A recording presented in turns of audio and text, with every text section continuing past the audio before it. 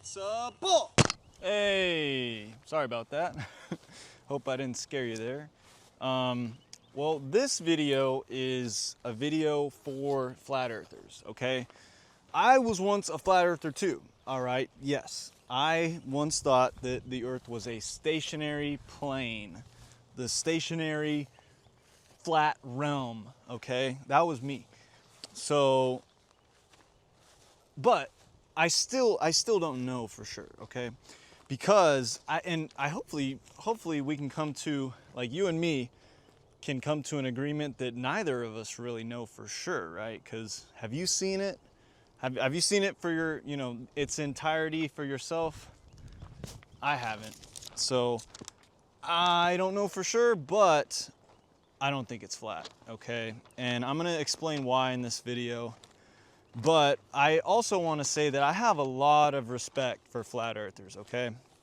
I have a lot of respect for you because just getting to flat earth requires you to basically throw everything that you thought was true about reality and throw it out the window, right? So for that reason, I have a lot of respect for you because that's critical thinking, right? That's like, and there's a lot of good points for flat earth. Like, if people, the people that don't even want to go into it are like, I mean, there's a lot there, but I've looked at it all and I still think it's round. So we're gonna get into that in this video, but I just wanted to let you know that I have a lot of respect for you. This is not like oh, I'm right, you're wrong video. This is like how can we question reality better together, okay? Because if the world flips over, if there's a disaster cycle that only works on the globe model, which I think there is, if you're subscribed to the flat earth belief system, then you're gonna, you're not gonna be able to take the necessary action that you need to be. So that's why we need to come together. That's why it's important to agree on a common model. Come to an agreement on the shape of our world. So I hope this video will do that for some people. So that's why I'm making this video, because guys, we have to come together, okay? That's the most important thing, is us putting our differences aside, coming together as one species, one people in love, okay? And working things out together, solving problems together. And that, as the sun keeps, getting more active and everything, we're gonna need to have a common understanding of our world. So that's why this video is being made, is to try to help us work together, try to bring us closer together. But hopefully we can start off on that common ground that, neither of us really know for sure what it is. So the best thing we can do is just question better, right? Question deeper, doubt more. So, yeah, so flat earth's fascinating. Basically, almost every data point works on both models. There's you come to the point where it's like, okay, this could definitely work on the flat earth. So, and it's so many data points, it's just overwhelming, and eventually you just accept the model. So, but there's still more questioning to be done, and that's what we're gonna do in this video. We're gonna keep it simple though. We're gonna keep it down to, there's basically one major thing that allowed me to see, okay, it's not flat, but there's 4 main data points that we're gonna talk about in this video that I think prove the earth is round, okay? Or at least prove it's not flat, right? Because these things only work on a globe model. So this is also, we're not gonna be talking about the realm idea in this video, because I know there's people out there that's like, oh, it doesn't matter, it could be round, it could be flat. No, it does matter, because if there is a disaster cycle where the earth flips over, all right, and it has everything to do with the sun, All right, we need to have a common understanding of reality, agreed upon shape of our world, so that we can work together to create solutions to survive this disaster cycle. So that's why it's important to come to an agreement on a model, a shape of our world. But I totally get like the realm thing that, you know, you create whatever shape it is, and I guess that's true to a certain extent, but it's really in your mind, and then eventually, if you are actually wrong about it, you know, reality can kind of nip you in the ass, as they say, with that. So I don't want that to happen to any of you guys. So that's why we're making this video. Like I said, flat Earth pretty much works like perfectly in the northern hemisphere, but once you get to the equator and once you get into the southern hemisphere, that's where things begin to fall apart. So that's kind of what we're going to talk about. You know, specifically like looking at the sky from different points on Earth is how you determine what shape the Earth is, because the night stars are fixed. Okay, and so if you go to different points on the Earth and then take a snapshot of the sky, go to a different point of the Earth, it's a different sky. All right, we can start to deduce what shape of Earth we're on. And we're gonna go into the counterpoint that flat Earth gives for that theory as well. But let's go inside because it's pretty hot out here. All right, you guys, thought this would be the perfect sweater to wear for this video, so shout out to Archaics, bro. All right, let's get into this. All right, we got our two models right here. Please, hope you don't mind the makeshift flat Earth model. I mean, that's pretty good, right? We'll get into that in just a second. All right, so obviously we're all familiar with the globe model, the flat Earth model. So let's take a look at this real quick. I just removed the firmament. All right, here is my flat Earth model. I'll let y'all take a nice look at that. I hand colored that, but basically you have the ice wall around it, and then this green line in the middle would be the equator. So all the flat Earth theories work until you get past the equator, pretty much, and specifically the stars. But this is basically the flat Earth, right? This is what this is what they think. It's a stationary plane. This is it's like doesn't move. We don't know like what's around it. It's just like this is it's a realm. It's like a fishbowl, right? This is where we live according to the flat Earth model, and this is the firmament, right? Water's above, water's below. So, yeah, so that's that model. Now, just to go over the four main things we're going to talk about with the points, it is the equator / southern hemisphere stars, okay? The 24-hour Antarctica sun, that they did a whole video. This guy spent, like tens, probably like over $50,000 taking all these flat Earth YouTubers down to Antarctica to show that there is a 24-hour sun down there.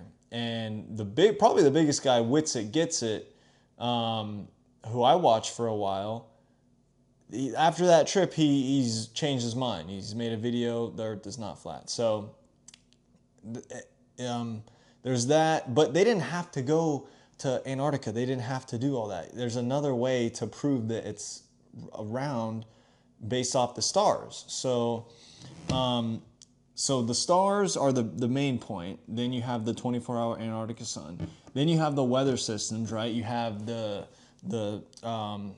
I think it's like Hadley cells and Ferrel cells, and then the polar cells. So in each hemisphere, you have different wind currents, wind cells, okay? I've never heard that explained on the flat Earth model before. And then, so I guess there's 5 things. We have the the stars, we have the 24-hour Antarctica sun, we have the weather systems, the cells, and then we have satellites. Okay, we'll get into that. I know that y'all think they're balloons or they're planes or something, or they're not really there, or whatever, but they're there, all right, and we'll get into that. And then finally, the pole shift theory, okay, the disaster cycle, the Earth turning over, okay.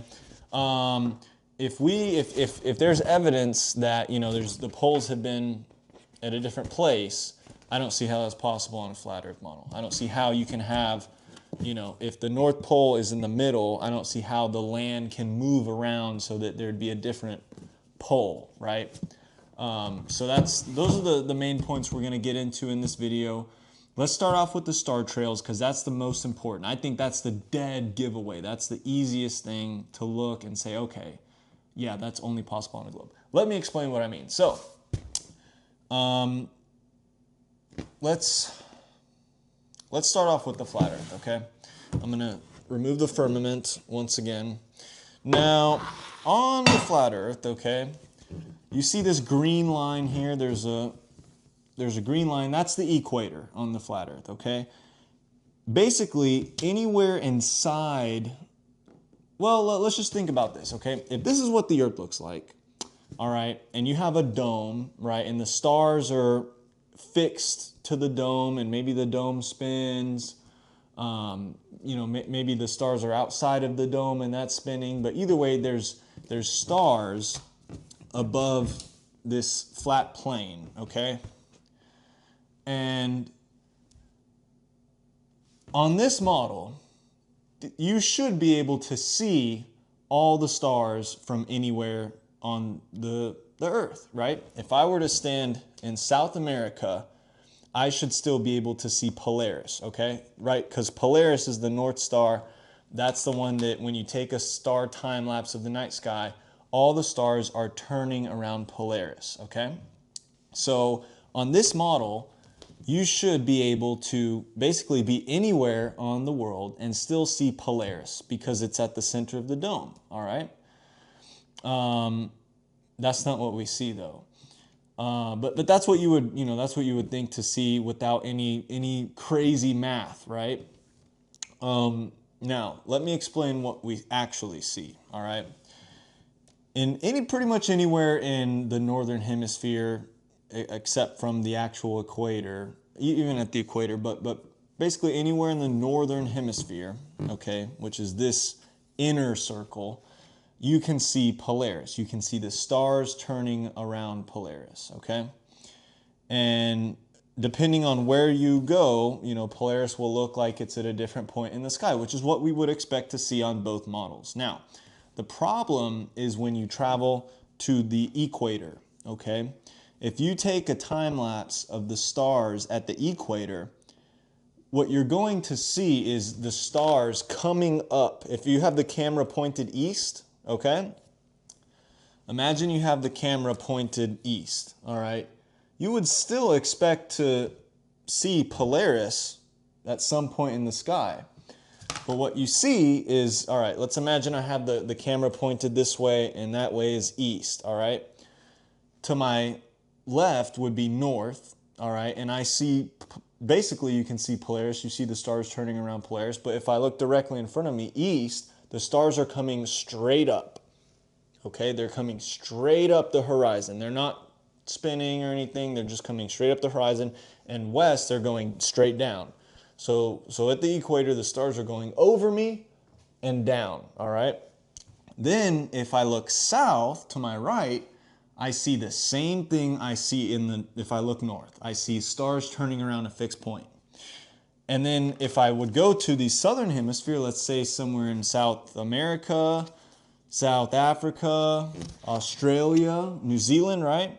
If you go to any of those places, and it's understandable because most people live in the northern hemisphere, right? There's not a lot of videos of this because not a lot of people live in the southern hemisphere. But if you were to go to these places and take a time lapse, which people have, all right, and some of y'all are going to say they're all fake, but all right, let's go. I actually would love to go to South America to show this, but let's just assume that they're real, okay? The videos of the star time lapses in the southern hemisphere are real. There's hundreds of them on YouTube, okay?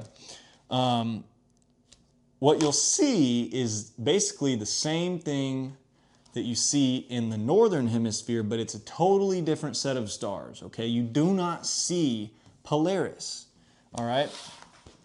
And let me explain why.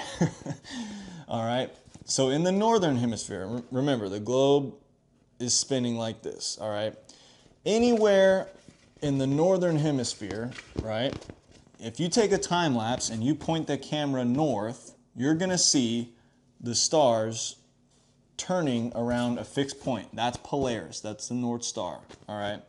When you go to the equator, all right, you're gonna see the stars coming straight up and setting straight down behind you.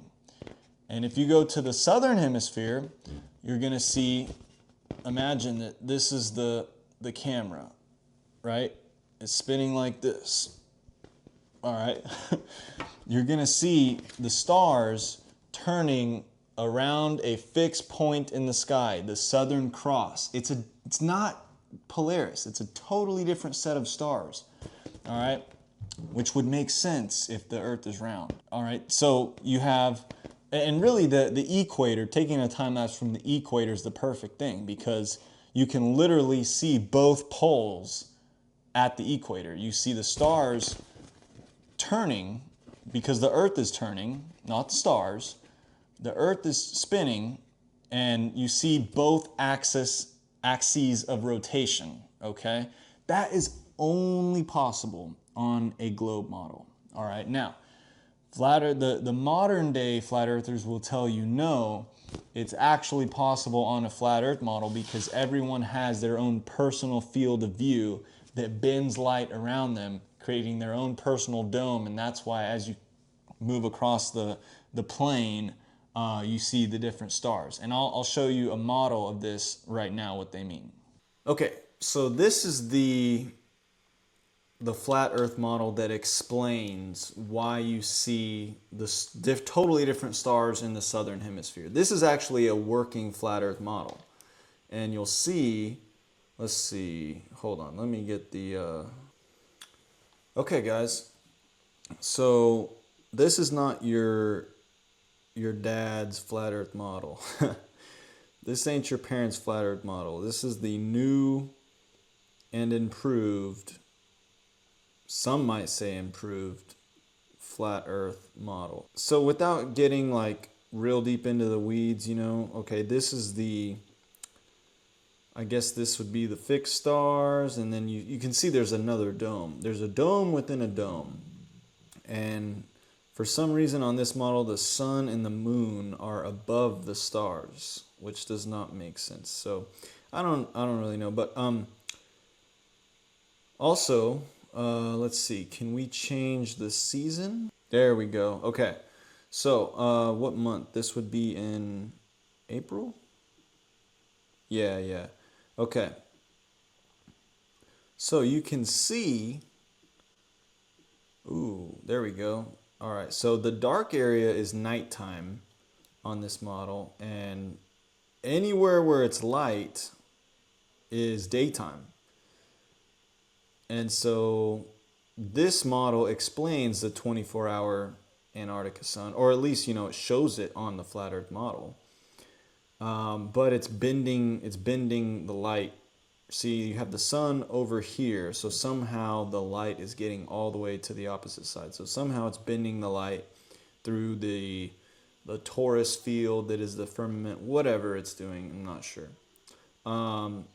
But this dome within a dome is the problem here.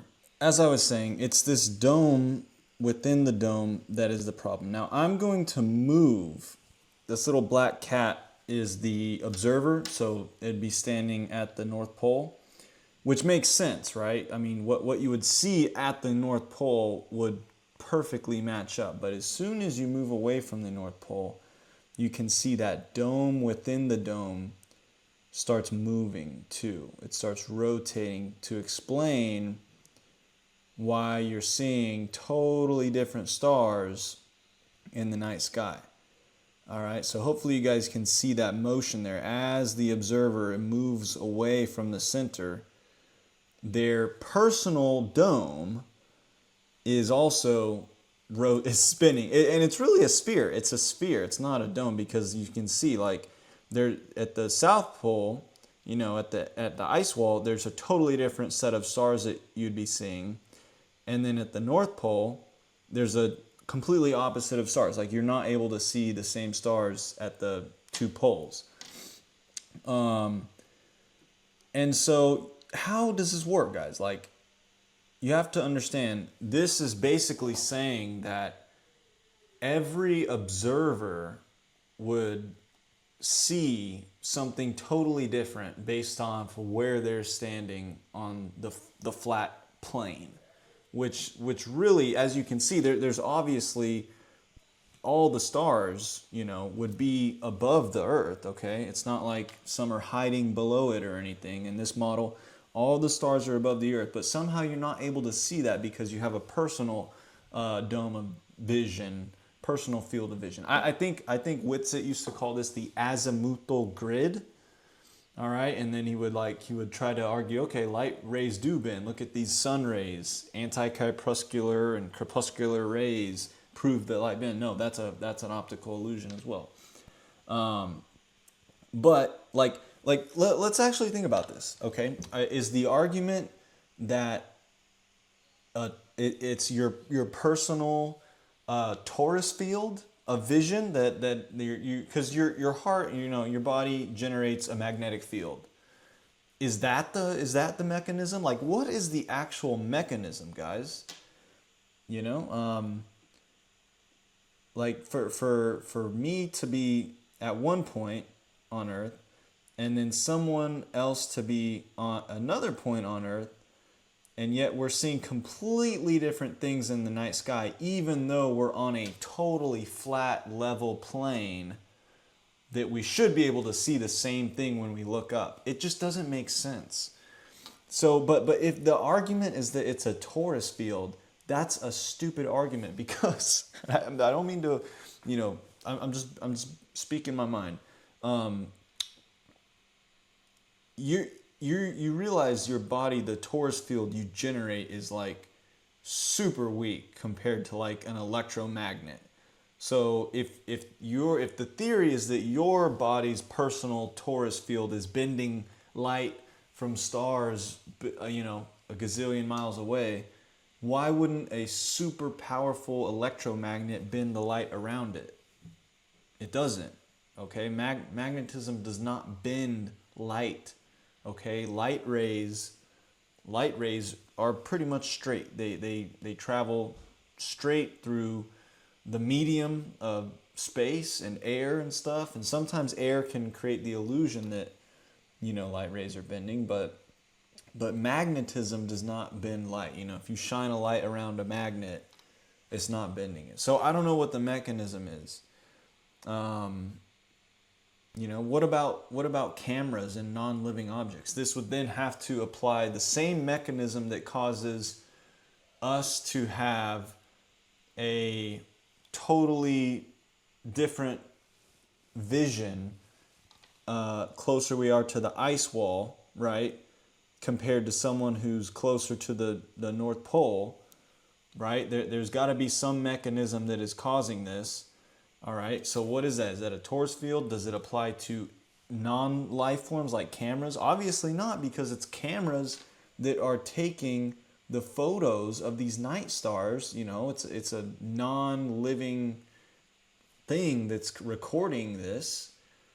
So, I mean, what is it, guys? Like honestly, this is where flat Earth completely falls apart. It's this idea that you have a personal field of vision, that everything has a personal field of vision. What is the mechanism behind that? Can anyone explain this to me?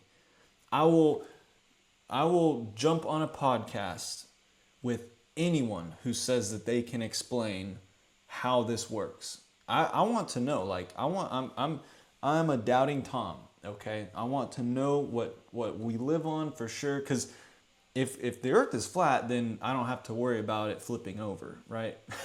Or the cataclysm, I guess. So I would prefer it to be flat, to be honest with you guys. Not really, because I want to go to space, but we're getting off the rails here.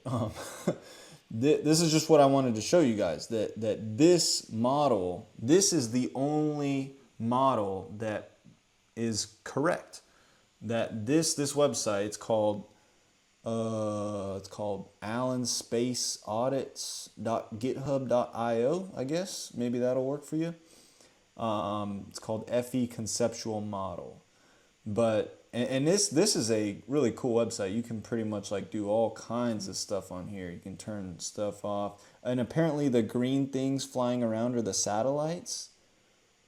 So, but those aren't affected by the personal dome. There's just a lot that doesn't make sense to me. Maybe it doesn't make sense to you too. So, I mean, that's pretty much all I wanted to show you guys with this. We'll keep moving on to the other data points now. All right, so that's the main reason why I think it's a globe. It's because like the science to explain what you're seeing actually in the sky in order to make that work on a flat Earth model does not make sense to me. It's like the science is bad, requires light to bend, and I don't know. It just doesn't make sense. Maybe you can explain it, but I haven't been able to understand it at all. Moving on though, the next thing that I think is a big red flag is the 24-hour sun in Antarctica. Okay, so this was what, 2023, I think, is when the YouTube channel started. It's called The Final Experiment. And basically it was this dude, shout out to this I think pastor from Colorado. I'm sorry, I don't remember his name, but he, was in a similar position that I'm in and said, hey, there's got to be an experiment that we can do to prove this. And his idea was to literally fly a bunch of people who thought the Earth was round and flat, both sides, right? Fly them to Antarctica, to the ice wall, and take a 24-hour time lapse in the summer, okay? Now, in the summer, the sun on the flat Earth model is closer to the ice wall, okay? And as the sun is traveling around the Earth, you would expect on a flat Earth model for when the sun is over here, there shouldn't be any light over here, okay, on the opposite side of the plane, all right? On the flat Earth model. And many flat earthers said, no, yep, they're not going to see it. It's going to be disappointing. Well, they went down to Antarctica. They took a 24-hour time lapse, and sure enough, there was a 24-hour sun because the Earth is round, and they're, when in the southern hemisphere's summer, the Earth, imagine the sun's over here, right, and the Earth is tilted like this. Well, the South Pole is getting 24 hours of sunlight because of the Earth's tilt, okay? And that's why you're able to see that phenomenon. It would require, again, light to somehow bend, some kind of toroidal magic or something for light to bend around, okay? Which, I don't think that's good science, to be honest. Anyway, now I don't think they had to do that though. I think they could have proved it with the star time lapses from different points of the Earth, but it was still really cool that they did that. I mean, that's pretty awesome, I think. Now, and even Witsit Gets It, who was like one of the ultimate, schooling the globers, and he was like a big flat Earth YouTuber. He totally said, hey, I'm wrong. It's not flat after all. So, and respect for him, because that's got to be when your whole career, your whole YouTube channel is based off this theory, and then you get proven wrong. That's got to be hard. So, I would love to do a podcast with Witsit if any of y'all watching are, you know, close with him or anything. You know, definitely, I would love to do a podcast. I think there's a lot of awesome things that we'd be able to talk about. But anyway, moving on. So the next thing is the weather cells. Okay, the weather systems. All right. Now, one of Witsit podcasts with Patrick Riley, Patrick mentioned something that I had never heard before, which was a really good point. It's the fact that no hurricane or cyclone, so in the northern hemisphere we call, you know, tropical storms hurricanes, big circular, you know, those are called hurricanes in the northern hemisphere. In the southern hemisphere they're called cyclones, but really it's the same thing. The northern hemisphere they turn counterclockwise, I think, and then in the southern hemisphere they turn clockwise. I could have that mixed up, but they turn opposite directions depending on what hemisphere. I've never heard the flat earth community explain why that is, but no hurricane or cyclone has ever crossed the equator. Okay, now to me on a flat earth model, unless there's some kind of imaginary or invisible magnetic electrical barrier at the equator, it doesn't make sense why they would never cross the equator. You'd think there'd be, you know, hurricanes and cyclones all over the place on this thing, but they're not. They follow very specific paths based off of the uneven heating of the Earth. Okay, so yeah, okay. The next thing is the satellites. So the satellites, this is very interesting. I'm not gonna say that go to NASA, you know, because NASA is sus in its own ways. Okay, I get it, but so I'm not gonna tell you to go that. I'm gonna link 2 videos. All right, I'm gonna try to put them in the video here, so maybe it'll be up here. Yeah, it should be up here if I can figure out how to put them there. I'm gonna put 2 videos. The first one is gonna be like the very obvious one, and literally what these guys do, there's 2 of them, 2 separate guys. They both pretty much do the same thing. They make their own dish, right, satellite receiver dish or transmitter dish, whatever, and they point it at the spot in the sky where the satellites are, and they literally are able to connect with it, because it's like it's public. Okay, you can, like anyone, if you can code it and, you know, make your own interface software to connect with these things, they're open source. And these guys literally connected with the satellite and downloaded an image from the satellite. You can see the entire Earth. Okay, from GOES 16. All right, it's geo.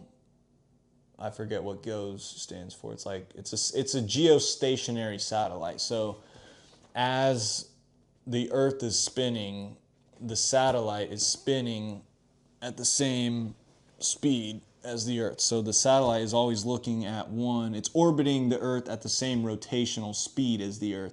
So it's always looking at the same place. That's GOES 16. And bro, you can literally see, boom, like clear as day, a picture of the Earth. And then the flat earthers will say, oh, well, there's no stars. Why are there no stars? Because the satellite's in the camera. Okay, first of all, it's not like a typical camera. It's a different kind of camera that sends, you know, raw data, and then your computer has to reconstruct the image. But that sensor that's on the satellite that is collecting that data is not meant to capture the stars. It's a very low exposure that is just designed to capture the Earth, because as the sun is shining on the Earth, if they were to adjust the exposure to see the stars too, the Earth would be too bright. Okay, so that's why you can't see any stars, because they designed it that way. All right, but that's still, you know, that's a pretty, that someone in your backyard, I would encourage you to try this yourself. See if you can connect to the GOES 16 satellite and download a picture of the Earth from space. It's pretty cool. Okay, the last thing is the pole shift theory. So it's exactly what it sounds like. Pretty much you have Well, there's two things. There's a magnetic pole shift, which is what we're going through right now, and then there's the possibility of a magnetic excursion where the crust, literally the Earth spins, flips over 90 degrees. There's a lot of evidence that this is a real thing. It's a cycle that happens, every 12,000 years, or every 12,000 years is the conclusion. But, just without even getting into the crazy rabbit hole of the Earth flipping, the magnetic poles are moving. You can go and search up, I'll put a picture of this, of the position of the North Pole and the South Pole over time. All right, and you'll see in like the 1859 or something, all the way back to the 1600s, it hadn't moved at all, like barely nothing. And then ever since 1859, it started moving a little bit. It was like around Greenland, I think. And now it is, I think it's like here, and now it's going up and across the northern axis, heading into Russia, I think. And it's moving pretty rapidly now. So I've never heard, flat Earth model explain how, if this is a stationary plane, why would the magnetic pole be moving? Can someone explain that to me? I don't, is the black sun doing something that we don't know about? I mean, I don't know. It makes more sense on a globe for sure. And then you also have the south magnetic pole also moving quite a big distance over time. We're not going to go into that theory, because it's a massive theory, but yeah, the magnetic poles have been documented and proven that they are moving currently, and they've been speeding up.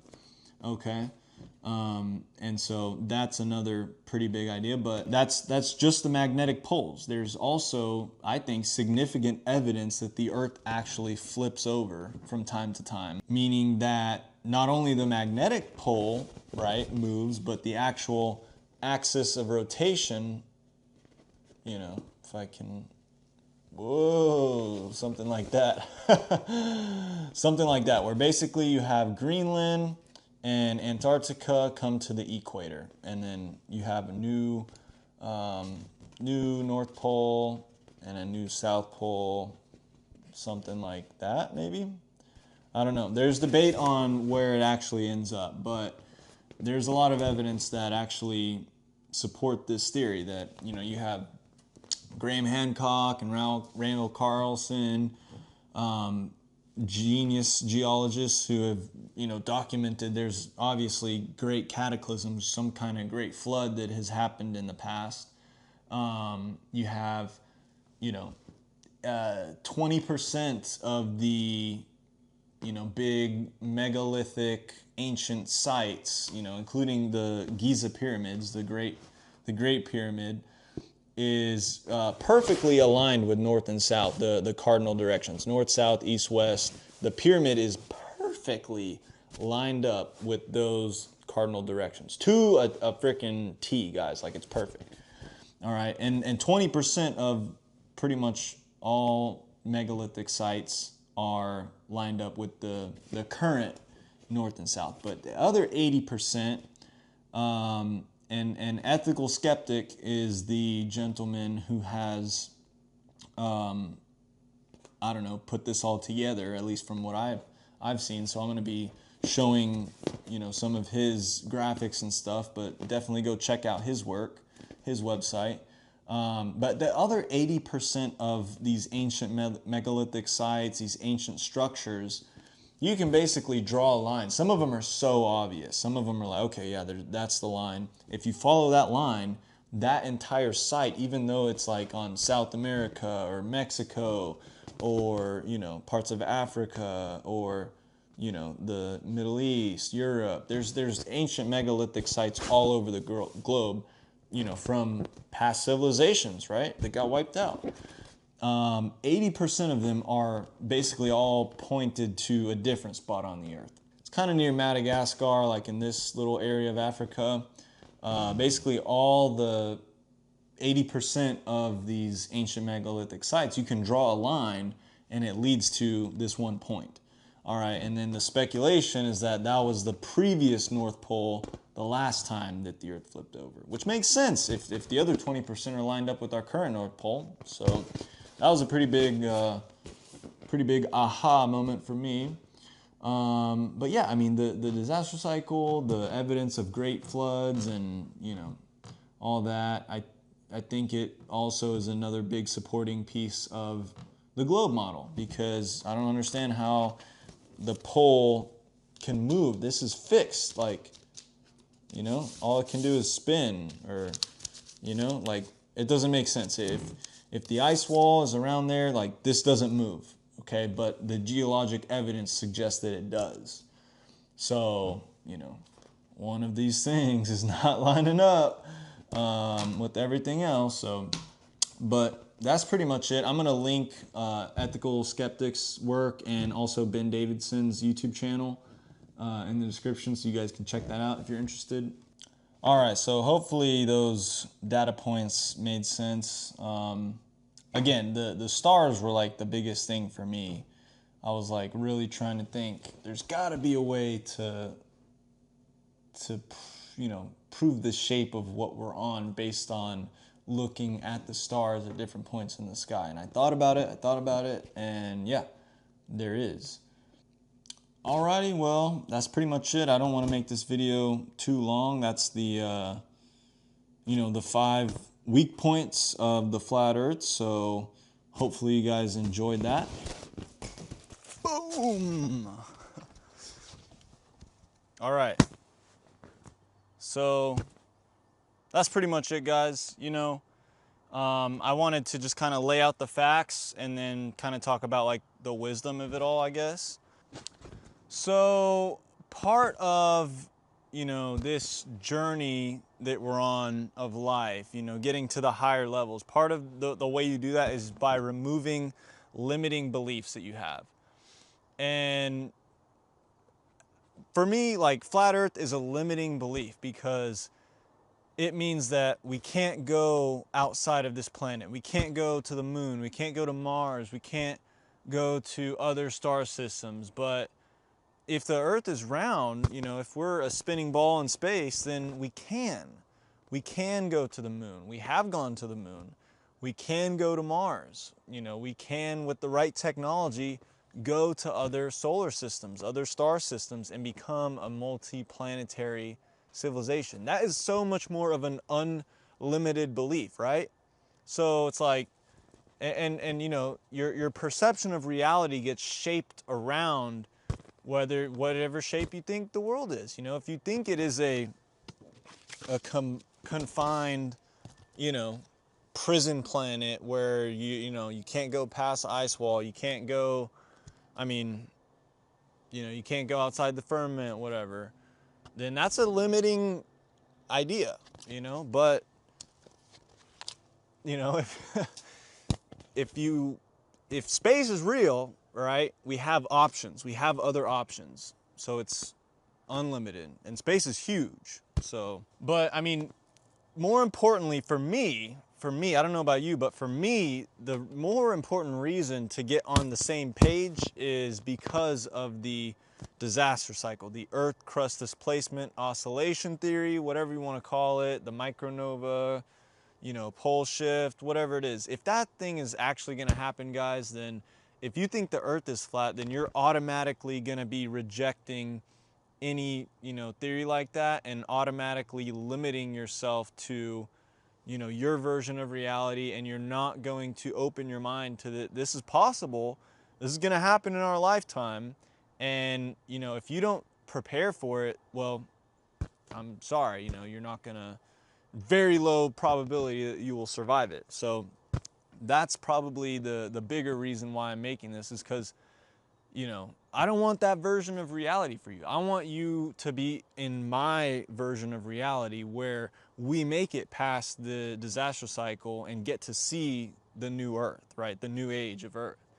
That's the version of reality I'm in. And it's such a, I don't know, it's such a free, as scary as it may sound, right? It's like that's the free, liberating version of reality I want to be in, where whatever happens, we got this, you know?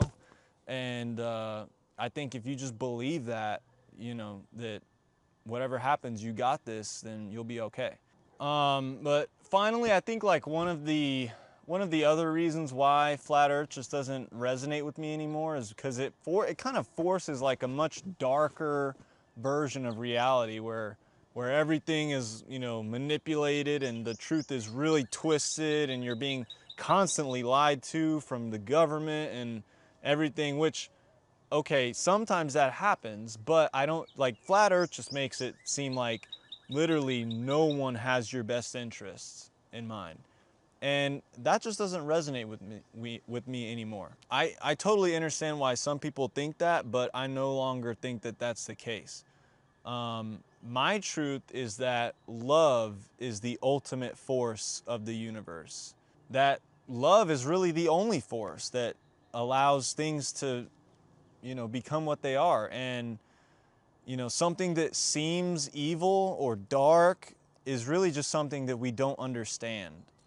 And so we, you know, it's like, you know, everything seems dark until you turn on the light and you realize, oh, there is no monster. There is no evil. It's just a misunderstanding, you know?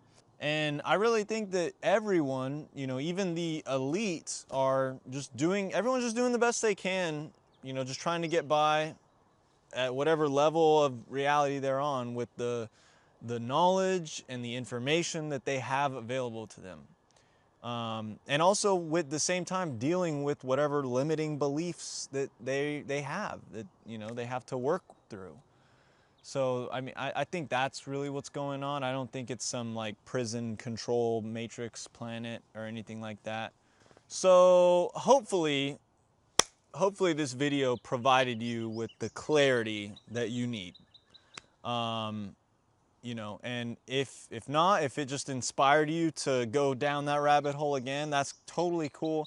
The only thing I'm gonna ask is that you don't sacrifice your responsibilities to research this stuff, because I very well, more than I know a lot of people, understand that this research is very time consuming. So please only use the time that you have freely available to you to research this stuff, because I mean, God knows I've spent way too much time staying up at ungodly hours researching what shape the Earth is, when I could have been doing other things, more productive things. But hey, it's all good. It's all, you know, hopefully this video really helps a lot of people, and in that case, it was all meant to be. So I'm grateful for all of it. But I'm trying to save you that time. So hopefully this video is like, okay, good. It makes sense now.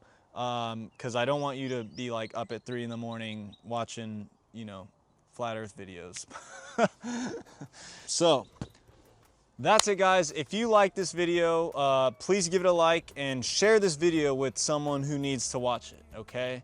You know, that's how the algorithm does not work anymore. It's up to you guys to share the video. So send this video far and wide, and hopefully we can, you know, start putting our differences aside and coming together in agreement on this pretty big issue, I feel like, so that we can work together to create an awesome reality for ourselves. But remember, you are the master of your reality, and God is the master of all realities, and together we got this. Oh man, thanks for watching.